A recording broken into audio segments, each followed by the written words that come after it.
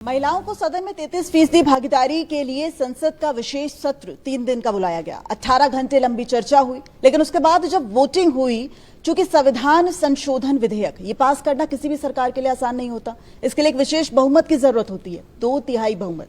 लेकिन उसके बाद जब वोटिंग हुई तो ये बिल गिर गया।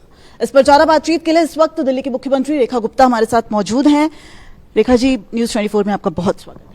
Thank you so much. Ma'am, आज आपने काली पट्टी बांधी हुई है और विरोध साफ तौर पर हर महिला आज जता रही है, विपक्ष की महिलाओं को छोड़कर।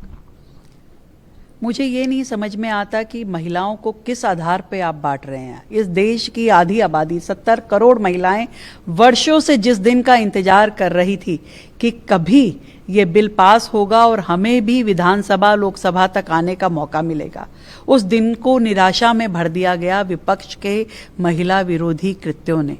आज पूरे देश की महिला ये चाहती थी कि ये बिल पास हो, मैं भी देश की प्रगति का हिस्सा बनूं, देश के निर्णयों में भागीदार बनूं, परंतु विपक्ष के ये जो जिस तरीके से उन्होंने इस बिल का विरोध किया, ना केवल विरोध किया, उसके बाद जश्न मनाया, ये हम सबको बहुत ही निराशा देने वाला है।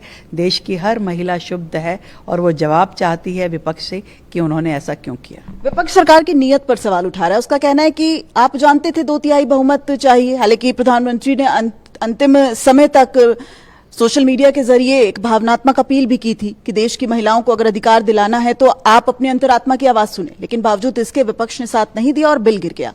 ऐसे में जब 2/3 बहुमत सरकार के पास था ही नहीं, तो विपक्ष सवाल उठा रहा है कि भाई मंशा आपकी थी ही नहीं, उसके बावजूद आप बिल लाते हैं, यानी कि कहीं ना कहीं आप एक पॉलिटिकल नैरेटिव सेट करने की कोशिश कर रहे हैं और एक ऑप्टिक्स क्रिएट करने की कोशिश कर रहे हैं।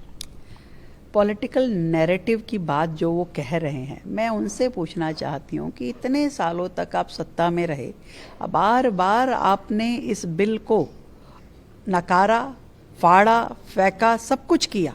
आज देश को ये उम्मीद थी कि शायद विपक्ष इस बात को समझेगा कि आज़ादी के 78 साल बाद इस देश की साधारण महिला को भी ये हक दिया जाए कि वो देश की प्रतिनिधित्व कर सके, परंतु किसी ने नहीं सोचा था कि आप ऐसा करेंगे।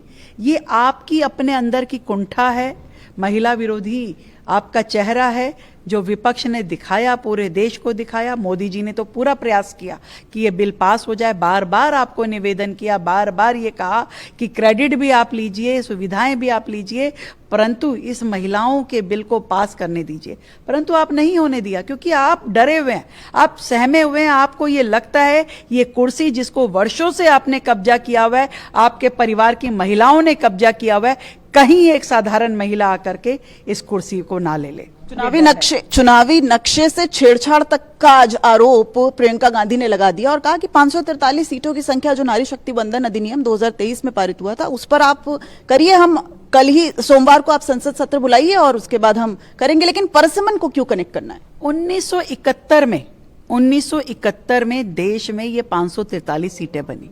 आज 50 साल बाद भी आप चाहते हैं, जब जनसंख्या तिगुनी हो गई, उस समय जनसंख्या 50 से 55 करोड़ होगी, आज 150 करोड़ पे हम पहुंचने वाले हैं, तब भी उतनी ही सीटें रहे। आज आप मठाधीश बन करके लाखों जनसंख्या के इतनी बड़ी बड़ी कॉन्स्टिट्यूएंसीज के मालिक बने हुए, क्या इक्वल डिस्ट्रीब्यूशन नहीं होना चाहिए?